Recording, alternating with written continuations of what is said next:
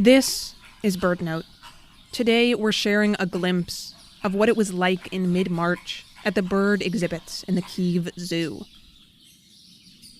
There were no visitors here, no guests, but it wouldn't be correct to say this place was empty, because it remained full of life.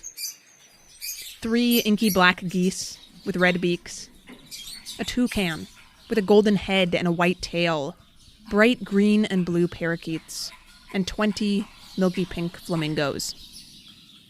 Yulia Vakulenko works at the Kyiv Zoo. She shared these recordings made by her coworkers just weeks after Putin invaded Ukraine. Millions of Ukrainians were displaced or fled the country. Meanwhile, in Kyiv, a team of zookeepers stayed put.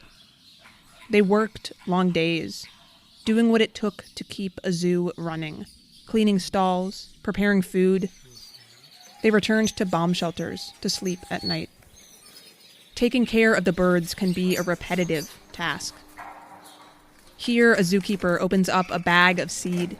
He pours it out and walks into the flamingo enclosure.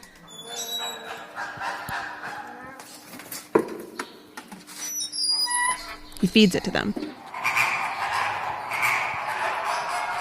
Their excitement is contagious. In the middle of an invasion, somebody is still taking care of the birds.